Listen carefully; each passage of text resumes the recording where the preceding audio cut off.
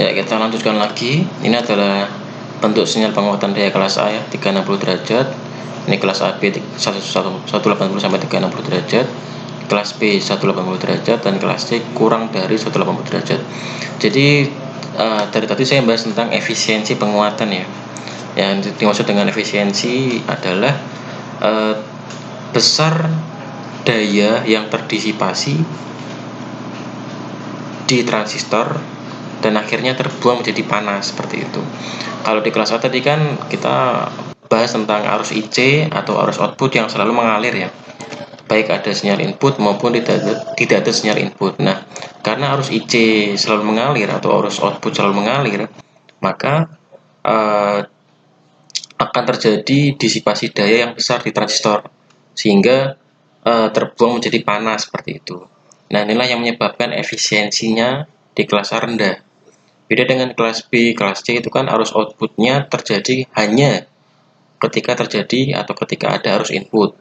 Maka disipasi daya yang terjadi di transistor itu rendah. Jadi tidak ada daya yang terbuang jadi panas sehingga efisiensi di kelas B dan kelas C itu menjadi sangat tinggi seperti itu ya. Jadi yang dimaksud dengan efisiensi adalah besar disipasi daya yang terjadi di transistor yang kemudian terbuang menjadi panas seperti itu. Nah, ini adalah bentuk sinyalnya. Ini inputnya yang kecil ya, input yang kecil, outputnya jadi besar seperti itu. Ini kelas A, ini kelas B, kelas AB, kelas C seperti itu ya.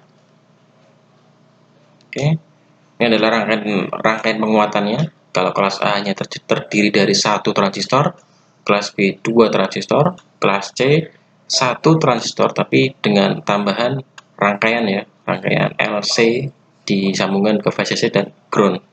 Kemudian penguatan kelas AB sama seperti penguatan kelas B, tapi ditambahi tegangan DC kecil ya di masing-masing transistornya seperti itu. Nah, kita bahas tentang perhitungan penguatan daya. Kalau kita bahas tentang penguatan, pasti kita membahas tentang efisiensi. Nah, rumus tentang efisiensi adalah daya beban dibagi dengan daya catu. Di sini daya beban kita simpulkan PL, daya catu kita simbolkan dengan PS. Kalau di buku lain ada yang disebutkan dengan PCC, itu sama aja dengan PS ya. Rumus daya beban adalah VCC kuadrat bagi 8RL. Rumus dari VCC kuadrat adalah rumus dari daya catu adalah VCC kuadrat dibagi 2RL. Sehingga penguatan daya kelas A adalah 25% seperti itu. Atau maksudnya adalah penguatan daya kelas A mampu menguatkan daya dari 0% saat tidak ada input sampai batas maksimumnya adalah 25% seperti itu. Kemudian rumusnya saturasi VCC bagi R3 plus R4. R3 itu sama dengan RL, R4 sama dengan RE. Kemudian arus basis itu atau resistansi basis kita bisa hitung dari R1 dan R2 bagi tegangan. Kemudian tegangan basis kita rumusnya seperti ini ya. Kemudian arus IB, VB bagi RB. Nah, ini asumsi kita 25% adalah ketika nilai penguatan maksimum dan nilai ICQ ini harus berada di tengah-tengah garis beban AC. Dengan asumsi nilai RL lebih besar daripada nilai RE seperti itu. Ya, jadi 25% ini ketika nilai ICQ di tengah-tengah garis beban AC. Dengan asumsi nilai RL lebih besar daripada nilai RE seperti itu. Kerugiannya tidak seluruh arus yang mengalir di kolektor itu menghasilkan sinyal daya AC ya, seperti itu. Itu adalah kerugian dari penguat daya kelas A. Kemudian ini adalah penguat daya kelas A, ya. Ini arus IC yang selalu mengalir. Ini ada arus IB-nya. Nah, kita lihat bahwa quiescence point-nya itu tepat berada di garis beban AC, di tengah-tengah garis beban AC. Tujuannya adalah supaya ayunan output maksimumnya itu quiescence point tepat di garis beban AC supaya ayunan sinyal outputnya itu menjadi maksimum ya, seperti itu. Jadi maksimum.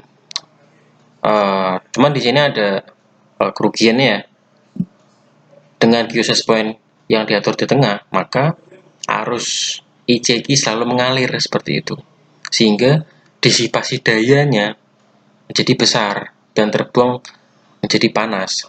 Nah, itulah yang saya sebutkan di awal tadi, efisiensi dari kelas A sangat rendah seperti itu karena quiescence point di tengah, kemudian arus ICQ atau arus output kolektor selalu mengalir sehingga disipasi dayanya yang terjadi di transistor sangat besar dan terbuang menjadi panas sehingga efisiensi sangat rendah seperti itu.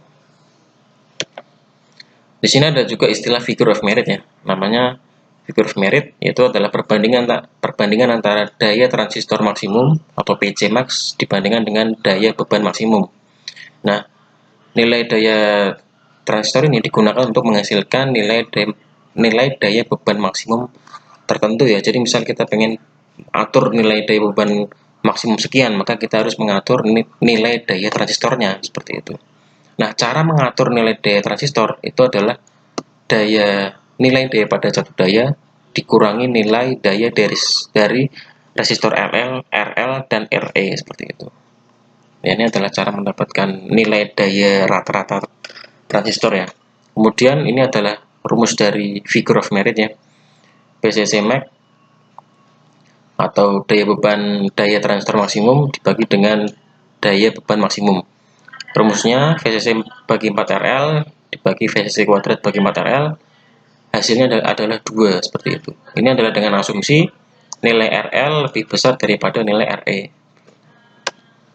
Nah, arti dari nilai 2 ini adalah apabila ada penguatan daya kelas A dengan beban resistor, kemudian kita menginginkan daya beban maksimumnya sebesar 1 watt, maka daya transistor yang harus kita atur atau yang dibutuhkan adalah sebesar 2 watt seperti itu. Ya, sekian penjelasan dari saya tentang penguatan daya kelas A. Kurang lebihnya mohon maaf. Ya, pada video setelah ini akan ada simulasi ya, akan ada simulasi tentang penguatan daya kelas A. Jadi tetap stay tune. Terima kasih. Saya akhiri. Wassalamualaikum warahmatullahi wabarakatuh.